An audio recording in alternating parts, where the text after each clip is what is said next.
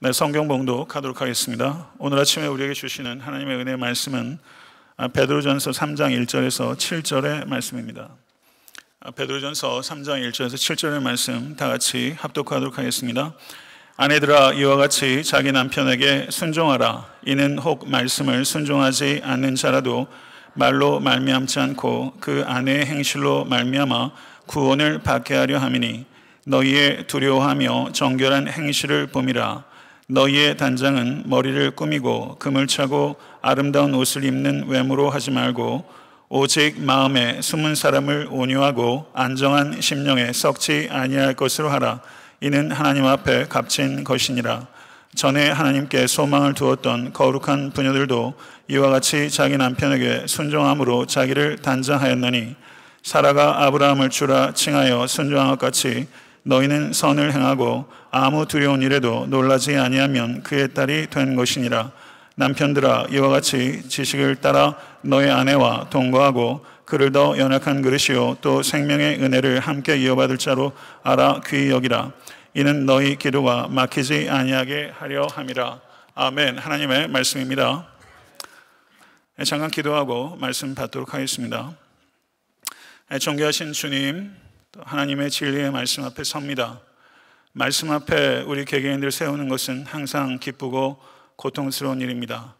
아버지, 이 말씀이 들릴 수 있도록 도와주시고, 또 종교개혁 주년 500주년이 되는 이 뜻깊은 때에 진실로 개혁되어야 되는 것은 나 자신이고 우리 교회인 것을 우리가 잊지 않으며 항상 이렇게 생각하고 도전하는 것을 멈추지 않는 용기 있는 성도와 교회가 될 수 있도록 인도하여 주시옵소서. 예수 그리스도 이름으로 간절히 기도드렸사옵나이다. 아멘. 종교개혁 주년 500주년이기 때문에 굉장히 뜻깊은 시간입니다. 그래서 제 개인적으로 뭔가 깃발을 높이 들고 교회론에 대해서 설교를 하는 것이 적절하지 않나 이런 생각을 했는데요. 그렇게 하지 않고 루틴으로 제가 2번 주제 설교하고 그리고 4번 강해 설교를 하기 때문에 다시 루틴으로 돌아가고, 결국 교회와 성도의 진정한 내공은 어디에 있는가? 저는 일상성이 강화되는 것에 있다고 제 개인적으로 생각합니다. 그래서 목회자로서의 제 루틴을 잘 지키고 또 성도로서의 루틴을 잘 지킬 때 교회는 견고해지고 단순해지고 그리고 단단해질 거라고 생각됩니다. 모쪼록 저는 제 개인에게 생각하면서 제 자신을 개혁하고자 하는 그 의지와 노력을 멈출 때 저는 목사인 제 자신이 개혁 대상이 되는 것은 한순간이라고 생각합니다. 교회가 개혁돼야 합니다. 저는 그것은 반드시 목회자의 개혁과 교회를 같이 하는 생각하고, 그리고 제 자신을 개혁하는 일이 저에게 가장 중시하다는 일이라고 생각하고, 앞으로 제가 목회하면서도 그 일에 집중하면서 나아가고자 합니다. 그래서 오늘 설교의 그 내용은 배우자로서의 그리스도인에 대한 그 설교의 내용입니다. 교회의 개혁은 반드시 가정이 개혁되는 것과 연관되는 것이고, 가정이 먼저 변할 때 교회가 변하게 되는 것이고, 또 가정에서 진정한 개혁의 시작은 바로 우리 각자가 생각되기 때문에 오늘 본 말씀은 분명히 개혁, 종교 개혁과 연관되는 말씀이 될 수 있을 것이다. 제 개인적으로 그렇게 확신을 했습니다. 오늘 말씀을 통해서 우리 각자의 마음에 뜨거움과 빛이 임할 수 있게 되기를 간절히 기대하면서 겸손하고 담대한 마음으로 하나님의 말씀 증거하도록 하겠습니다. 오늘 본 말씀은 어떻게 믿지 않는 배우자를 그리스도께 인도할 수 있는가에 대한 것입니다. 이 자리에 계신 권속들 가운데서도 믿지 않는 배우자를 위해서 오랜 기간 동안 기도하고 계신 분들이 계실 것입니다. 그렇다면 부부가 다 믿는 가정은 해당되지 않는 말씀인가? 그렇지 않습니다.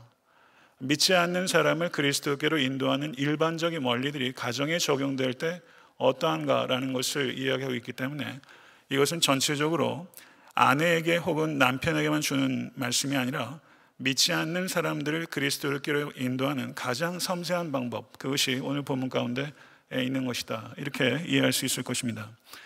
성경을 해석하는 데 있어서 가장 중요한 것은, 텍스트를 해석하는 데 가장 중요한 것은 컨텍스트입니다. 그래서 오늘 본문에 대해서 말씀드리기에 앞서서 오늘 본문의 이야기가 나타나기까지 본문의 문맥이 어떻게 이어져 왔는지를 잠시 흐름을 살펴보겠습니다. 2장 11절에서 12절은 적대적인 환경에서 그리스도인으로서 걷는 법에 대하여 일반적인 원리를 제시한 바가 있습니다.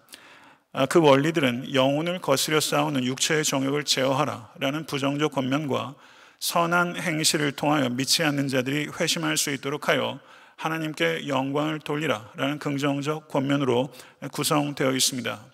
이와 같은 부정적 권면과 긍정적 권면으로 이루어진 순례자로서 걷는 법을 적용한 첫 번째 신뢰가 베드로전서 2장 13절에서 17절에 국가 안에서 시민으로서 그리스도인이 걷는 법에 대해서 사도 베드로는 이야기를 했고, 2장 18절에서 25절에는 두 번째 적용으로서 일터에서 피고용인으로서 그리스도인이 걷는 법에 대해서 가르쳤습니다. 그리고 오늘 본 말씀은 바로 세 번째 적용으로서 가정에서, 특별히 배우자가 믿지 않는 적대적 환경에서 그리스도인으로서 어떻게 걸어야 하는가에 대한 가르침이라고 할 수 있습니다. 사도 베드로는 이렇게 국가에서 일터로 그리고 가정으로 이야기를 하면서 환경이, 적대적인 환경이 국가, 일터, 가정으로 점점 그 국면을 좁혀가면서 베드로는 논지를 정확하게 드러내고 있는 것입니다. 오늘 본 말씀 베드로전서 3장 1절에서 7절은 두 단락으로 구성되어 있습니다. 1절부터 6절까지는 아내에게 주는 중심적인 권면이라고 할 수 있다면 7절은 남편에게 주는 추가적인 권면이라고 할 수 있습니다. 그리고 아내에게 주는 권면은 세 부분으로 구성되는데 1절에서 2절은 아내의 순종에 대한 권면이라면 3절에서 4절은 아내의 단장에 대한 권면이고 5절부터 6절의 말씀은 아내의 순종과 단장의 성경의 모범적인 신뢰로서 구약의 경건한 여인들, 특별히 사라의 신뢰를 들고 있습니다. 그리고 7절에서는 남편에게 주는 추가적 권면, 그러나 간결하고 핵심적 권면이 주어지고 있는 것이다, 이렇게 이해하면 틀림없습니다. 사도 베드로는 아내들아 이와 같이 자기 남편에게 순종하라 라고 새로운 가르침을 시작합니다. 이 말씀을 이해하기 위해서 우리는 historical context, 역사적 문맥에 대해서 이해해야 될 필요가 있습니다. 베드로 전서를 수신했던 교회에는 대부분 그리스 로마 배경을 가지고 있는 사람들과 소수의 유대적 배경을 가지고 있는 사람, 이렇게 구성되어 있습니다.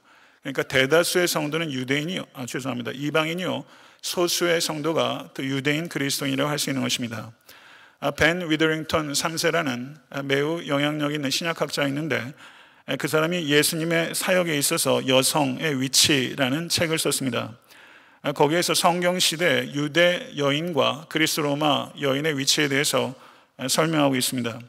유대 사회 내에서는 여성들이 남성에 비해서 거의 모든 방면에서 열등한 존재로 취급받았습니다. 여성들에게는 상속권이 없었고 관계를 설정할 수 있는 자유가 주어지지 않았으며 종교 교육을 받고자 해도 그것을 지속할 수 있는 권한이 주어지지 않았고 회당에서 참여권이 주어지지 않았으며 사회활동의 자유가 주어지지 않았습니다. 매우 심각한 제약이 유대 여인들에게 있었던 것이죠. 그러나 반면에 그리스 로마 문화권에서는 유대 여인들보다는 훨씬 더 폭넓은 자유와 권한이 주어졌습니다. 그래서 그들은 루디아를 통해서 알 수 있는 것처럼 사적인 사업을 할 수도 있었고 공적인 직무를 수행할 수도 있었고 그리고 다양한 종교적 의식 속에서 매우 주도적인 역할을 하는 것이 허락되기도 했었고 그리고 그리스 로마 여인들에게는 투표권도 있었고 경우에 따라서는 능력에 따라서 공직에 진출하는 일들도 불가능하지 않았습니다. 그럼에도 불구하고 유대 배경의 여인이나 그리스 로마 배경의 여인이나 할 것 없이 가정에서 남편이 가지고 있는 권한은 절대적이었습니다. 이렇게 유대와 그리스 로마 배경 안에 있는 여성의 위치가 분명히 차이가 있었지만 그럼에도 불구하고 이 여인들에게 공통적인 것이 있는데 아내가 남편과 다른 종교를 갖는다는 것은 받아들여질 수 있는 일이 아니었습니다. 남편과 다른 종교를 갖고 있는 것은 매우 충격적인 일이었기 때문에 그 당시에 그리스 철학자이자 역사가였던 플루타르크는 그의 책 신부와 신랑에게 주는 충고에서 이렇게 기록하고 있습니다. 아내는 자신만의 친구를 두어서는 안 되며 남편의 친구를 자신의 친구로 삼아야 한다. 신들은 첫 번째이자 가장 중요한 친구다. 이런 이유로 아내는 남편이 숭배하는 신들만을 인정하는 것이 옳다. 이렇게 말했습니다. 아내는 남편이 인정하는 신들만을 인정하는 것이 옳다. 이렇게 이야기를 했습니다. 이 베드로전서가 쓰였던 시대는 남편과 다른 종교를 아내가 선택한다는 것 자체가 있을 수가 없는 일이고, 만약에 그런 일이 일어나게 되면 그것은 남편에 대한 매우 심각한 불순종으로 받아들여지던 시대라는 것입니다. 충분히 이해가 되는 상황이죠. 사실 지금 이 자리에 계신 분들 가운데서도 남편이 다른 종교를 믿거나 혹은 무신론자시라면 아마 지금도 신앙생활하는 데 있어서 매우 어려움을 겪으실 수 있을 것이고, 불과 몇십 년 전만 해도 한국에 얼마나 가정의 며느리가 제사할 일 많고 어려웠겠어요.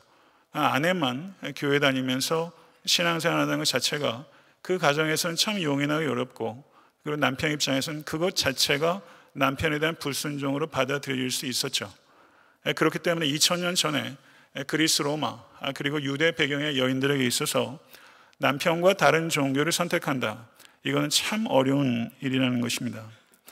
그래서 베드로 전서를 수신하는 교회의 여성들의 남편들 가운데는 단순하게 당신은 그럼 교회 가, 나는 나대로 신앙생활 할게, 이렇게 남편들이 하는 게 아니라, 이 남편들이 수동적인 불신앙을 가지고 있었던 것이 아니라 기독교에 대해서 매우 적대적인 반감을 가지고 있었고, 아내가 집에서 예수 그리스도의 십자가 부활에 대해서 이야기하는 것이 입도 뻥끗하지 못하는 분위기가 이 베드로전서를 받고 있는 여성들의 집 가운데는 만연하였다, 이렇게 보는 것이 정확할 것입니다.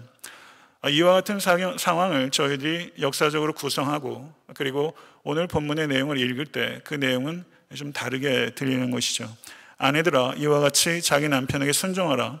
이는 혹 말씀을 순종하지 않는 자라도 말로 말미암지 않고 그 아내의 행실로 말미암아 구원을 받게 하려 함이니 너희의 두려워하며 정결한 행실을 봄이라. 이렇게 말하면서 아내에게 불신자 남편이라 할지라도 순종하라는 명령과 그리고 순종해야 되는 이유를 사도 베드로는 명확하게 밝히고 있는 것입니다.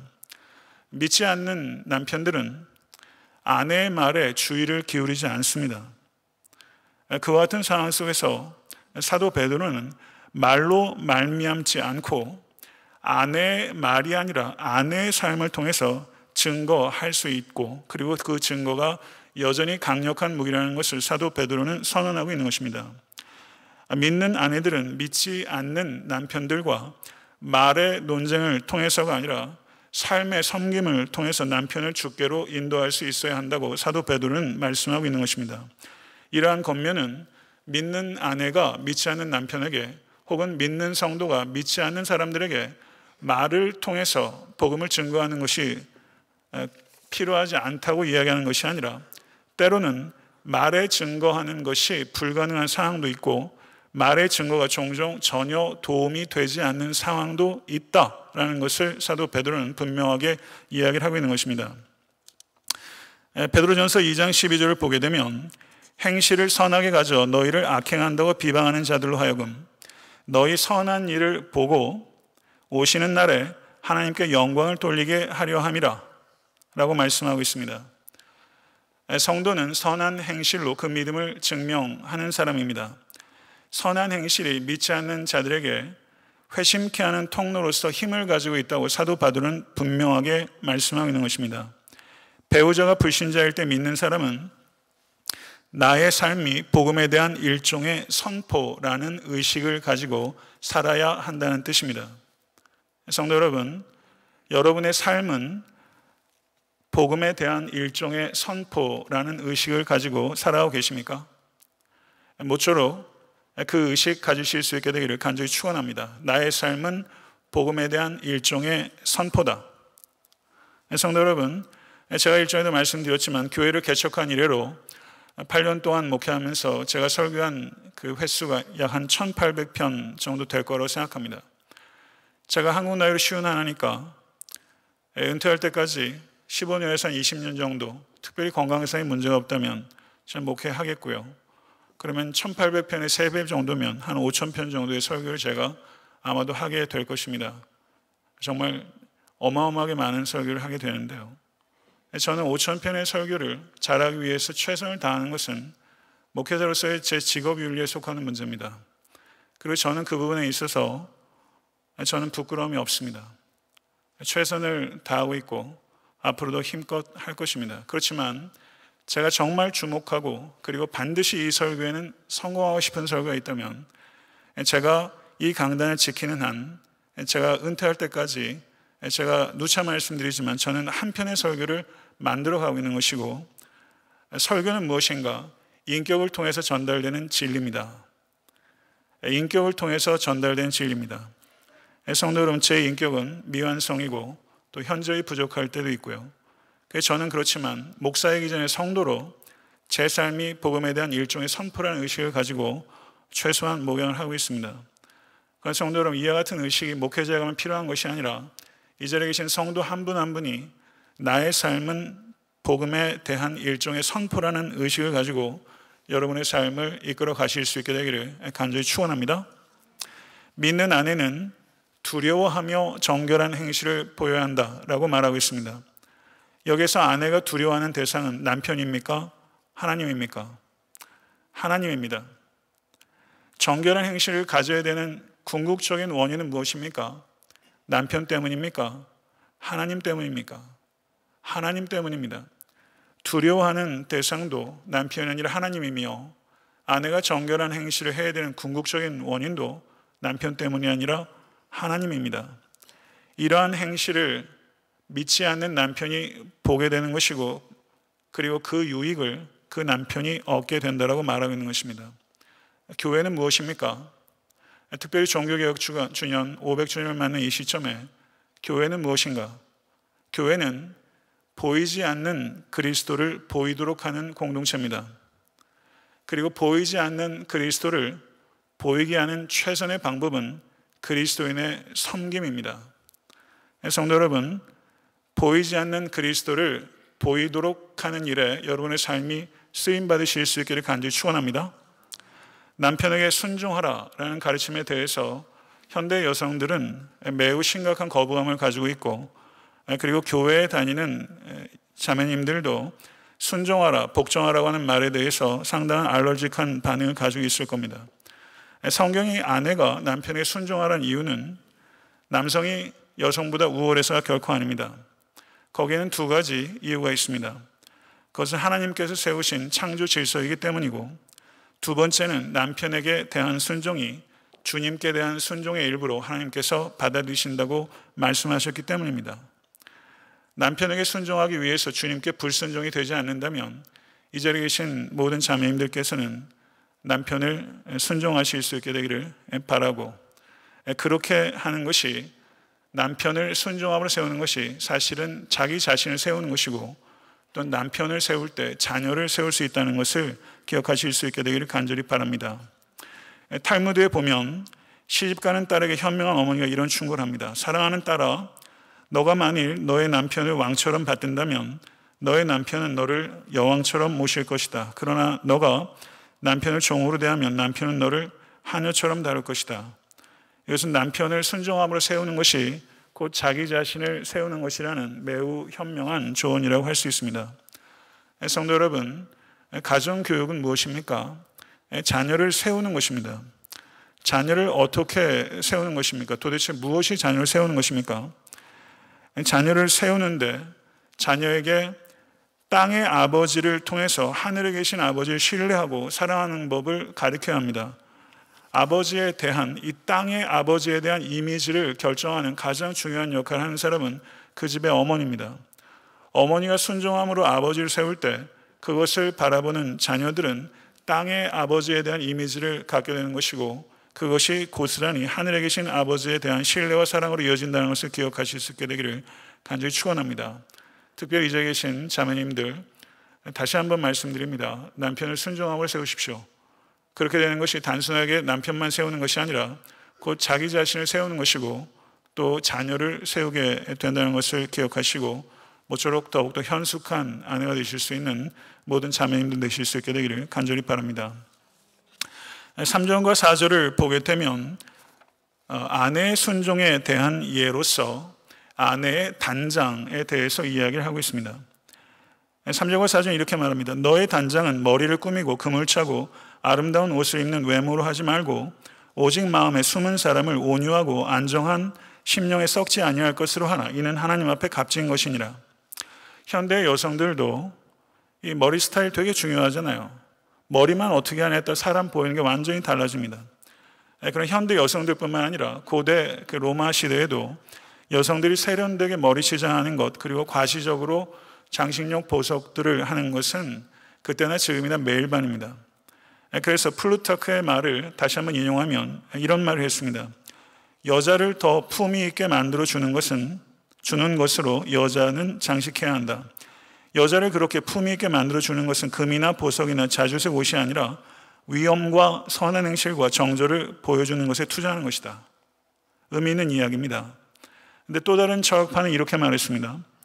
여자를 진실로 아름답게 하는 것은 사리 분별로 생겨나는 아름다움이다. 이렇게 말을 했어요. 세속의 철학자의 이야기지만 여기는 분명히 뼈가 있고요. 그렇다면 세속의 철학자들도 외모를 과도하게 치장하는 것에 대해서 분명하게 경계를 했다면 그리스도인들이, 특별히 자매님들이 외모를 치장하는 데 있어서 무절제해서는 결코 안 된다 하는 것을 우리는 깊이 생각해야 될 것입니다. 그런데 베드로전서의 이 말씀과 또 디모데전서에 나오는 여성들의 치장하는 것을 지나치게 곡해해서 여성들이 옷을 입는 것에 대해서 아름다움은 도외시해야 된다 이렇게 주장했던 초기 교부들이 있었습니다. 이것은 지나친 비약입니다. 이 말씀은 옷차림의 아름다움을 금지하는 율법주의적으로 해석해서는 안 됩니다. 그리스도인들은 모두 유행에 둔감하고 촌스러워지라고 제가 말씀드린 게 결코 아닙니다. 우리가 누가복음 15장을 보게 되면 탕자가 되돌아오게 됩니다. 그때 아버지가 어떻게 합니까? 가장 좋은 옷을 입히고 그리고 반지를 손에 끼워주고 극진하게 환영했습니다. 그리스도인들은 사치해서는 안 되지만 때에 맞추어 좋은 옷을 입을 줄도 알아야 하고 좋은 음식 먹을 줄도 알아야 하고 좋은 문화생활 할 줄도 알아야 됩니다. 주의 깊게 자신을 가꿀 줄 알아야 하고 주의 깊게 즐길 줄 알아야 됩니다. 금욕주의자처럼 칙칙하게 살지도 마시고 내 것이라고 지나치게 사치하는 양극단을 피하시고 창조주 하나님께서 우리에게 주신 모든 것들을 자유롭게 누리시되 할 수 있어도 하지 않는 주의 깊은 절제 그리고 주의 깊게 즐기시는 모든 권속되실 수 있기를 간절히 바랍니다. 여기에서 여성의 옷차림에 관해서 사도 베드로의 초점은 외모에 대해서 지나치게 집착하고 외모에 대해서 물질적으로 지나치게 낭비하는 것에 대한 경고이고 검소하고 단아하고 정숙한 옷차림을 권면하고 있는 것입니다. 그리고 더 나아가 외적 아름다움과 비교할 수 없이 더 중요한 것은 내적 아름다움이라는 것을 강조하고 있는 것입니다. 미스코리아 컨테스트 하면 꼭 내적 아름다움 얘기하는 그런 미스코리아도 있어요. 그런 얘기하는 게 아니라 여기서 말하는 그 내적 아름다움은 무엇인가? 인격적 아름다움입니다. 4절을 다시 한번 보게 되면요. 저를 한번 따라해 보시죠. 4절 같이 한번 다시 한번 읽어보면 좋을 것 같습니다. 오직 마음에 숨은 사람을 온유하고 안정한 심령에 썩지 아니할 것으로 하라. 이는 하나님 앞에 값진 것이니라. 아멘. 마음에 숨은 사람. 영어 번역을 보니까 hidden person of the heart 이렇게 번역했어요. 외모의 단장보다 중요한 것은 마음의 단장인 것을 진실로 받아들이시겠습니까? 그 사람의 진정한 아름다움은 어디에 있는가? 숨은 인격에서 나오는 것입니다. 진정한 아름다움은 숨은 인격에서 발원하는 것입니다. 그것이 아름다움의 원천입니다. 그러나 성도 여러분, 솔직히 말하면 우리들은 숨은 사람에 관심을 갖지 않습니다. 다른 사람을 볼 때도 그 사람의 숨은 인격, 숨은 마음에 대해서 관심을 갖지 않고 자기 자신에 대해서도 그러합니다. 진실로 숨은 사람, 숨은 인격을 가꾸고 그것을 존귀하게 여기신 여러분과 제가 될 수 있게 간절히 바랍니다. 이것이 하나님의 뜻입니다. 저를 한번 따라해 보십시오. 온유하고 안정된 심령. 외우세요. 온유하고 안정된 심령. 영어 번역을 보니까 gentle and quiet spirit 이렇게 번역했어요. 안정된이라 번역했는데 성경 원어상으로는 quiet이 좀 가깝습니다. gentle and quiet spirit. 이렇게 기도하시면 좋잖아요. 특별히 이 자리에 계신 자매님들이요. 부드럽고 조용한 영혼을 갖게 하여 주시옵소서. 부드럽고 조용한, 마치 잔잔한 호수같이 gentle and quiet spirit을 갖는 것, 그것을 사도 베드로는 뭐라고 말하냐면 썩지 아니하는 아름다움이라고 표현했어요. 고린도서 4장 18절에 우리가 주목하는 것은 보이는 것이 아니요 보이지 않는 것이니 보이는 것은 잠깐이요 보이지 않는 것은 영원함이니라. 하나님의 말씀입니다. 성도 여러분, 눈에 보이는 것들 가운데 일시적인 것들입니다. 그러니까 눈에 보이지 않지만 영원한 것들이 있습니다. 저는 특별히 이 말씀 앞에서 하나님 앞에서라는 이 표현이 저한테 너무나 좋습니다. 하나님 앞에서. 헬라어를 제가 신약을 공부했기 때문에 헬라어를 제가 얘기하는 게 아니라 저는 디바인 랭귀지에 대한 좀 애착이 있어요. 근데 하나님 앞에서로 번역되어 있는 헬라어가 한번 따라해 보시겠습니까? 에노피온 투 세우. 에노피온은 무엇 앞에서, 투는 정관사고 세우는 세우스의 제너티브 소유격입니다. 하나님 앞에서 에노피온 투 세우. 에노피온 투 세우. 하나님 앞에서. 이것을 한자로 표현하면 신전의식이고 이것을 라틴어로 표현하면 코람데오의 신앙입니다. 성도 여러분, 한 해를 살아오면서 그리고 평생 살아오면서 저도 드디어 제가 그토록 원했던 50고개를 넘었습니다. 저는 50이 너무 되고 싶었어요. 20대로 돌아오고 싶은 사람 눈꼽만큼도 없습니다. 50쯤 되면 사람이 좀 멋있어질 걸 생각했는데 그건 그렇지 않은 것 같아요. 50이 됐어요. 50이 됐으면 책임질 나이가 됐는데 제 자신을 되돌아보면 저는 50도 넘었고 목사임에도 불구하고 사람이 있을 때와 사람이 없을 때가 참 다릅니다. 저는 여전히 달라요. 사람이 있을 때와 없을 때가 달라요. 밖에서는 또 제 모습이 있고 집에서 제 모습에 편차가 있어요. 그리고 제가 혼자 있을 때 골방에서 광장에 있는 제 모습과 골방에 있는 제 모습은 분명히 다릅니다. 그게 저한테 아픔을 줍니다. 성도 여러분, 사람이 있고 없고에 따라서 달라진다는 것 참 안타까운 일입니다. D.L. 무디 목사님은 인격이란 아무도 보는 이 없을 때 그 모습이 당신의 모습입니다. 이렇게 말했어요. 아무도 보는 이 없을 때 그 모습이 당신의 모습입니다. 가슴이 서늘해지는 말이라고 생각합니다. 코람데오의 신앙, 에노피온 투세우, 에노피온 투세우. 하나님 앞에서 사는 사람이 필요합니다. 그게 개혁입니다. 하나님 앞에서 사는 목사가 필요하고 하나님 앞에서 사는 성도가 필요하고 그리고 하나님 앞에서 사는 우리 각자가 필요한 것이죠. 어디에 있든 누구와 있든 언제든지 무엇을 하든지 나는 하나님 앞에 있습니다. 나는 하나님의 시선 앞에 있습니다. 이 의식을 진실로 갖고 있는 사람. 나는 하나님의 시선 앞에 있습니다. 이 의식을 가지고 사는 사람. 그 사람이 그리운 시대입니다. 5절에서 6절을 보면 순종으로 단장한 선녀로서 구약의 여인들을 예를 들고 있습니다. 전에 하나님께 소망을 두었던 거룩한 부녀들도 이와 같이 자기 남편에게 순종함으로 자기를 단장하였느니 사라가 아브라함을 주라 칭하여 순종한 것 같이 너희는 선을 행하고 아무 두려운 일에도 놀라지 않으면 그의 딸이 된 것이라. 하나님께 소망을 두었던 거룩한 부녀들이 있습니다. 사도 베드로가 염두에 두었던 사람은 아마 족장의 부인들이었을 거예요. 사라와 리브가 레아와 라헬 등입니다. 그리고 그 중에서 특별히 사라에 대해서 얘기를 하고 있습니다. 저는 이 자리에 계신 자매님들께서 경건한 거룩한 부녀가 될 수 있게 되길 주님의 이름으로 축원합니다. 믿음의 설례로 이야기가 될 수 있는 사람. 여러분들이 정말 성공한 인생은 여러분들이 어디로 가느냐가 아니에요. 여러분들이 무엇을 남기느냐입니다. 목회자의 성공은 목회자가 큰 교회로 가는 게 성공이 아니라 목회자가 떠난 자리에 무엇이 남느냐, 그게 목회자의 성공에 가늠할 수 있는 표준입니다. 저는 이 자리에 계신 특별한 자매님들께서 거룩한 부녀라고 회자가 될 수 있는 그와 같은 삶을 이끌어가겠다는 의식을 가질 수 있게 간절히 바라고 그런 열매를 남기실 수 있게 되기를 주님의 이름으로 축원합니다. 믿음의 선례들을 통해서 믿지 않는 남편을 그리스도께로 인도하는 과정이 쉽지 않을 것입니다. 그러나 선을 행하십시오. 낙심하지 마십시오. 그리고 아무것도 두려워하지 마십시오. 이것이 사도 베드로의 이야기고 거기까지 할 수 있을 뿐입니다. 그 후는 하나님께서 하실 것입니다. 이렇게 말하고 있는 거예요. 이것을 받아들이십시오.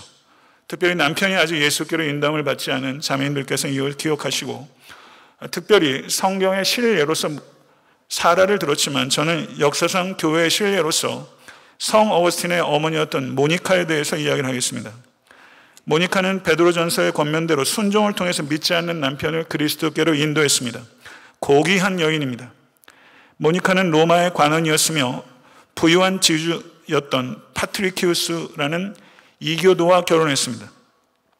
결혼 후에 모니카는 남편의 회심을 위해서 기도하기 시작했습니다. 그리고 오늘 본문의 말씀의 권면대로 그녀는 말로 말미암지 않고 자신의 내면적 아름다움과 순종을 통해서 남편을 섬겼습니다. 무려 16년이었습니다. 그리고 마침내 남편이 그리스도께 돌아왔습니다. 그리고 그리스도께 16년 만에 돌아왔을 때 이 어거스틴이 고백록에서 모니카가 어거스틴의 회심을 위해서 기도한 건 18년입니다. 18년 동안 기도해서 아들이 회심했고 16년 기도해서 남편이 회심한 거예요. 그런데 18년 만에 회심한 이 어거스틴이 고백록에서 아버지의 회심을 이렇게 기록하고 있습니다. 나의 어머니는 자기 남편을 주인으로 섬겼으며 남편을 주님께 인도하기 위하여 할 수 있는 모든 일을 했습니다. 행동으로 아버지께 그리스도에 대하여 말씀하신 것입니다. 마침내 어머니의 남편이 삶이 이 생에서 거의 끝나갈 무렵 어머니는 그를 주님께 인도할 수 있었습니다. 할렐루야. 사랑하는 성도 여러분, 믿지 않는 남편, 믿지 않는 아내, 믿지 않는 자녀들을 위해서 기도하고 계신 성도님들이 이 자리에 계실 것입니다. 사라처럼, 모니카처럼 남편을 순종으로 섬기십시오. 그리고 생명의 구원의 역사를 경험하실 수 있게 되기를 우리 주 예수 그리스도는 간절히 축원합니다. 7절은 남편에 대한 추가적 권면입니다. 아마 이 자리에 계신 자매님들은 조금 억울하실지도 모르겠어요. 아내에게는 6절이나 얘기를 하고 남편에게는 고작 한 절만 얘기한다고 속상하시죠? 근데 에베소서 5장을 보세요.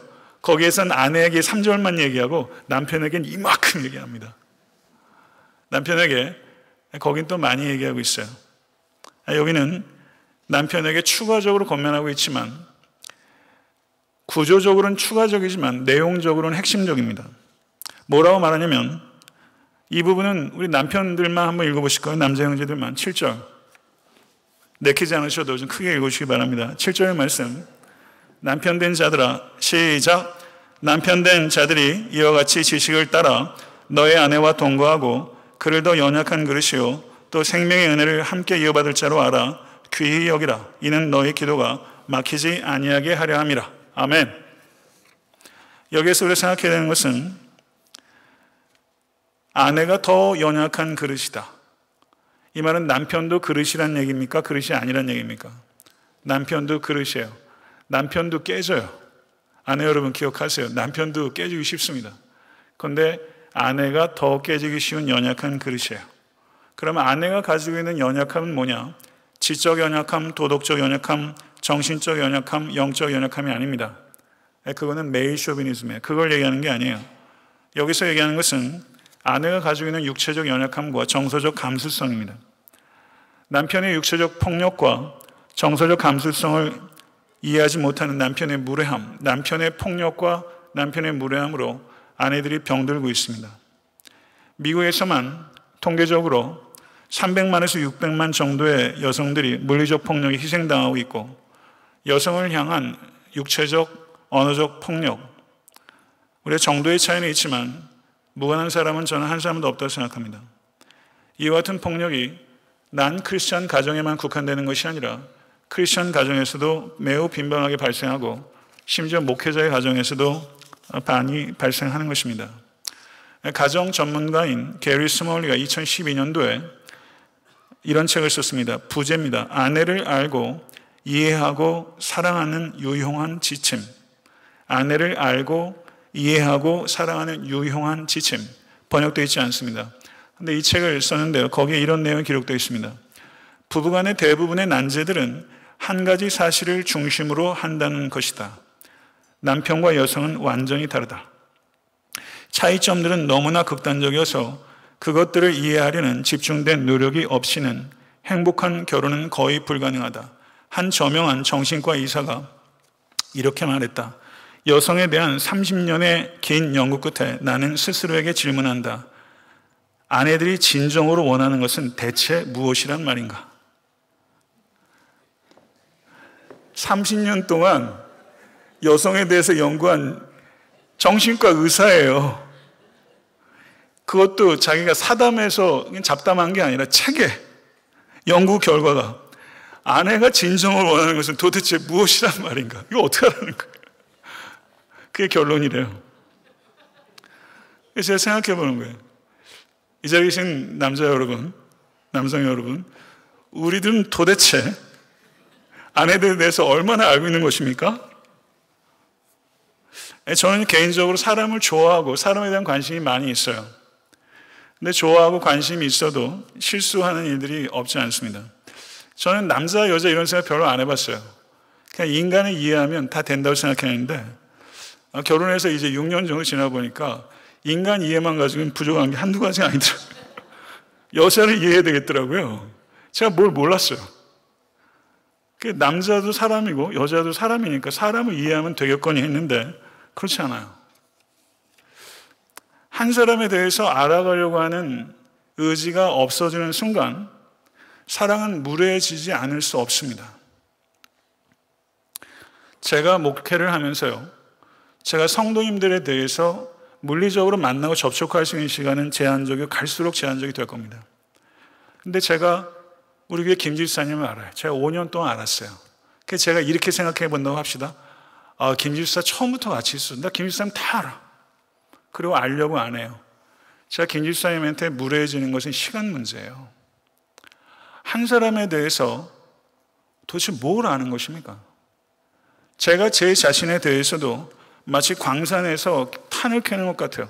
처음에는 석탄 나오다 안에는 다이아몬드가 나오고 니켈, 굴이 막 나오는 거예요. 한 사람에도 많은 것들이 있어요. 한 사람의 얼굴은 광산 같아요.